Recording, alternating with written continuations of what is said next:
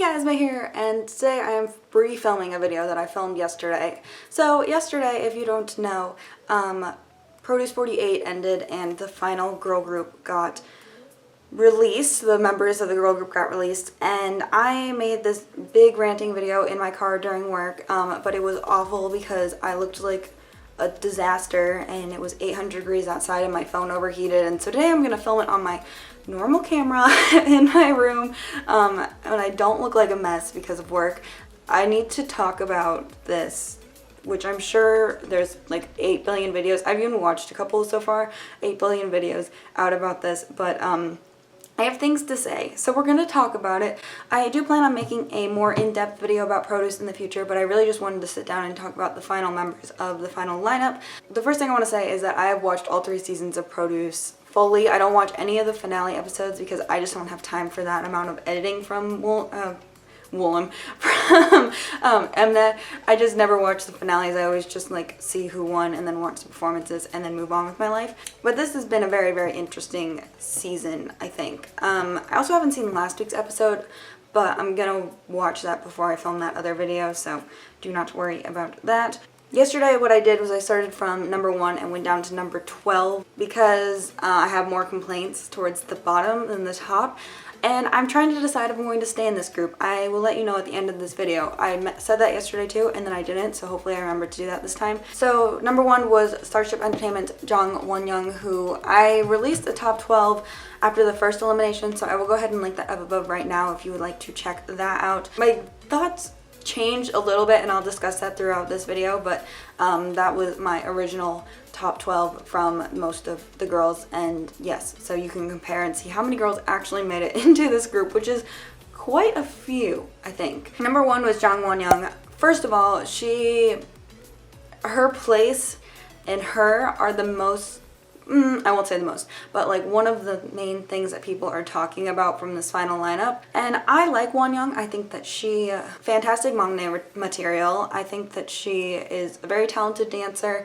I think that she has a pretty stable voice, and that she's very young and has tons of time to improve. I do wish that she hadn't made it into this group and could train a bunch more and then debut in a group later. I think she'd be like phenomenal, but she's still really, really good. Her facial expressions are fantastic, and while I don't agree with her getting first place, I do agree with her being in this group. I don't think she is final center material. I don't know. I feel like there are other girls on this list and who are not on this list who would have fit the number 1 spot so much better than Wonyoung. I don't know. I didn't have any issues with Somi. I didn't have any issues with Daniel. I feel like those are both pretty expected centers, but for some reason Wonyoung being the center just I don't know how I feel about it. Number 2 was HKT48's Sakura, and this was one of those members that I was like, she's gonna make it into this group. She's probably gonna get first place. Like, there is no denying that Mnet and Korea both love Sakura, and that's okay. I like her as well. I think she's improved a lot from the beginning. I don't always agree with her high ranking. I do feel like that she complains quite a bit, and that could just be Mnet's editing of her, but it was very, very obvious that she works really hard and that she's improved a bunch, and she's experimented a lot with a bunch of different things in this show, and I think that she overall is a very capable member, and I can see why she was one of the more popular HKT48 girls. From the beginning, she was one of my favorite girls, but I did rank her number 12 on my top 12 because I was like, I like you, but I think you need to prove yourself a little more to me before I can rank you higher than number 12. Number 3 is Stone Entertainment Yuri, and I thought she was going to get eliminated when they did the top 20, honestly. First of all, I want to say that I really, really liked all the main vocals from this season. I wish Jody hadn't been eliminated so early. I miss her. I wish that Haeun was also in this group because she's a phenomenal vocalist and speaks Japanese and Korean so well. Also didn't expect her to get this far. And Go-won, I really liked her a lot too. Go-won. Why am I thinking about Luna? Yuri, I think, will be a really, really good main vocalist in this group. She does have issues where her voice can be a little unstable, especially when hitting high notes, but she's not the only person in this group who can hit high notes, so hopefully through practice and through being in this group for 2.5 years, she will develop her voice a little more and become more stable, because you know that the company is going to train these girls and promote these girls like crazy. So I'm happy she made it. Surprised she was number 3. I was not expecting her to rank that high. I wasn't expecting any of the main vocals to make it into this group. Maybe Chowon, but yeah, besides that, I was like, I don't know what we're gonna do about vocals here. Number 4 is Yueha's, I can never pronounce that company's name, but Yena, Choi Yena. I love her. I love her. She, I don't think, was one of my favorites when I did my top 12, but she was one of the girls that I learned to love, not learned to love, but learned more about and started loving later on in the season. I think she is super talented. She has fantastic facial expressions. I know I talk about facial expressions a lot, but when you're in a group of 12 members, it's very important to stand out and to not everybody's gonna have like a minute's worth of lines, like you're not. So it's important that if you're not gonna be a person who gets a ton of lines, to be very appealing to the group. And she has a very funny personality. She's gonna be fantastic on variety programs, and she's so funny. And there are a lot of girls who also made it into this group who she's very close with and already has a lot of fun chemistry with, so that'll be fun to see. And I think she's a fantastic dancer, and she has so much stage presence and has a very stable voice, so I'm very, very excited for Yena making this group. Also was not expecting her to make it. I was like, she's one of the ones that I love who's just gonna get eliminated, and I'm gonna have to mentally prepare myself for it. Number 5 is Starship's An Yoojin. I'm not surprised, but also surprised she made it. So Yoojin, I feel like, was very, very popular towards the beginning of the show. She was, I'm pretty sure she never, she might have left the top 12 once. But I feel like she's always been one who's been on the radar, but after the very, very, very performance, never really was the focus of the performances until I.O.I, which, sorry, love her, but she was awful in that. She just was not the best center choice. I feel like they could have done so much better with the center for that performance.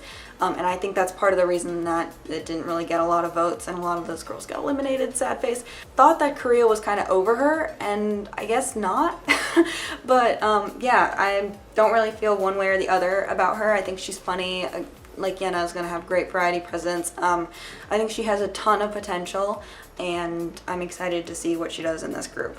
Number 6 is HKT48's Yabuki Nako. I'm really going to have to work on pronouncing these Japanese girls' names because, oh my goodness, I'm not used to doing that. Nako was one of my top 12 originally, is super, super talented. She has a very squeaky voice, which Wonyoung also has, and there's a couple other girls in this group who have a lot of very squeaky voice, so she doesn't add that much vocal color, but she's very stable. She's a fantastic dancer. She's so cute. She's like 2 feet tall. Like, how could you not love Nako? Like, I just want to put her in my pocket and carry her around with me all day. Yes, she's precious, and I'm excited for her making it. She's one of the Japanese girls who I was like, she's definitely gonna make it into this group. Like, this just should prepare myself.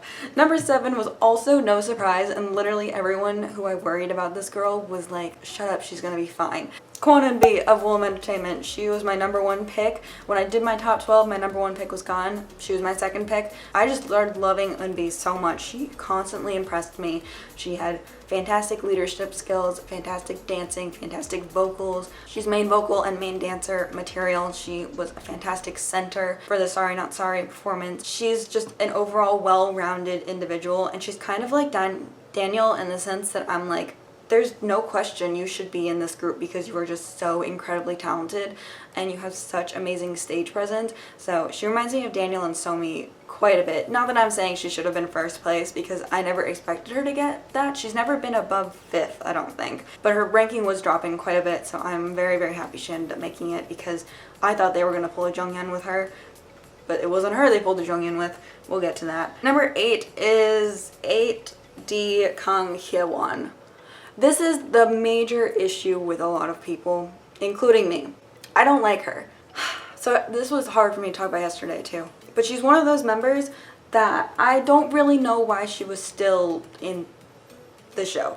I had the same issue with Eri and Minami when they were still in the show. I have a lot of issues with the whole Boombaya, how that worked out. I feel like that was very sketchy and I'd never really come back from that. The group 1 girls deserved so much better. Mnet was real shady with that. That just did not seem right. But I've never really, she's been this the entire show with the same facial expression. I'll post a picture of her from her profile because I saw it yesterday and I was like, that's the same facial expression she made throughout the entire show. She's a decent rapper, I guess. She's okay. There are girls who made it into this group who have shown more rapping color and less mumbly rapping, which I'm personally just not a fan of mumbly rapping. I don't know why she's in this group. There are so many other girls who could have been in this group who would just do so much more than her. I don't understand. There's been a girl or a boy in every single Produce group who I have been like, why the heck are you here? And in season 2's case, they grew on me. In season 1's case, she never really grew on me, and it's one of the main reasons I never really could get into I.O.I. You know, if she had ranked like 2nd or 3rd, I would have been really upset. But 8th, moving on. Number 10 is Kim Chaewon, another person I was not expecting to make it past the top 20. Honestly, or past the top 30. I didn't think she was going to make it. A super stable vocal, she's super pretty, gives so much to each stage. She has a very good vocal tone, and she's just such a great Woollim girl. I don't know, I feel like she was very underrated for most of the show until Into the New World performance, and then everyone was like, oh my goodness, like this girl is incredible, and I was like, that's what I've been saying for like 8 episodes. But that's cool. Excited, was not expecting her to make it into this group. Oh, I forgot to talk about Hitomi. Number 9 was Hitomi. She, very cute Japanese girl. Only 3 of them made it, which this show was a waste of AKB48's time. Sorry, it was just a waste of their time. I said that like 3 episodes ago, and it's still relevant now. Just a waste of their time. She's really cute. She's a great dancer. She has very good stage presence. Her vocal tone is very squeaky as well. I'm okay with her being in the group. I don't really feel one way or the other about her. I'm content with her being in this group. 11 is Kim Minju, who someone I just like didn't even know existed until like episode 10 or something. I was like, who is that? She really grew on me after the 1000% performance. I think that she, if we're comparing her to Hyewon, has improved so much because I know that they get compared all the time. I think that she will continue to improve. I'm still not that excited about her being in the group, but she's kind of like Hitomi almost. Like I don't like her as much as Hitomi, but it's one of those things that like could go one way or the other. And number 12 was Lee Chaeyeon. So many mixed emotions about this. The 4 girls who were fighting for number 12 all should have been in the top 12. Honestly, it was silly, but I'm very, very happy that Chaeyeon made it. I saw that. I haven't seen the episode, like I said, but I saw this video of her crying after she got announced last night, and it just like broke my heart. I watched 16. She was one of the first girls to be eliminated. I thought she was really cute and really talented. She came on this show. I was like 100% she's gonna be in this group. She's gonna rank super high the entire show.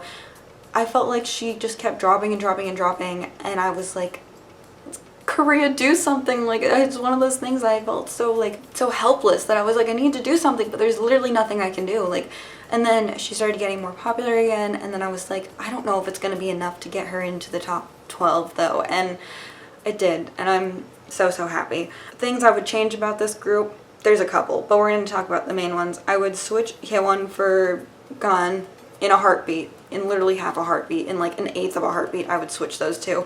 Minju, I would switch for Chowon. I think I'm okay with the rest of the lineup. Not necessarily the order of it, but I'm okay with the rest of the lineup. And the order doesn't really matter once the group starts promoting. It's really more for a Produce thing. This was a sketchy season of Produce. It really was. I've seen all 3 seasons, like I said, and I just know how I felt about this season overall, but I'll make a whole video talking about that.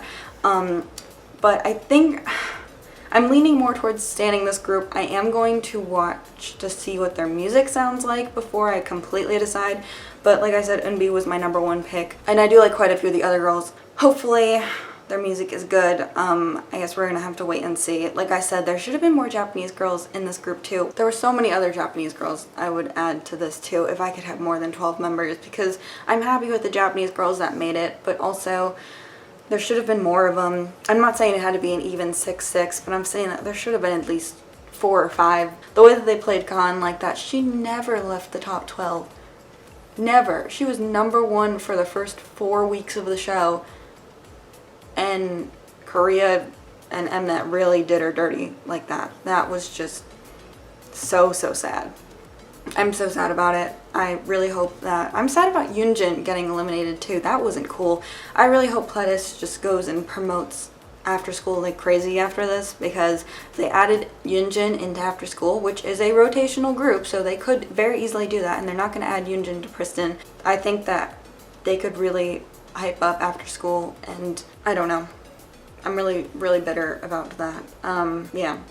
So let me know what you think about the top 12 down in the comment section down below. Sorry if your favorite is not my favorite person in the world, but I'm allowed to have my own opinions just like everyone else who watches this show. And yes, thank you so much for watching, and I will see you guys very soon. Bye!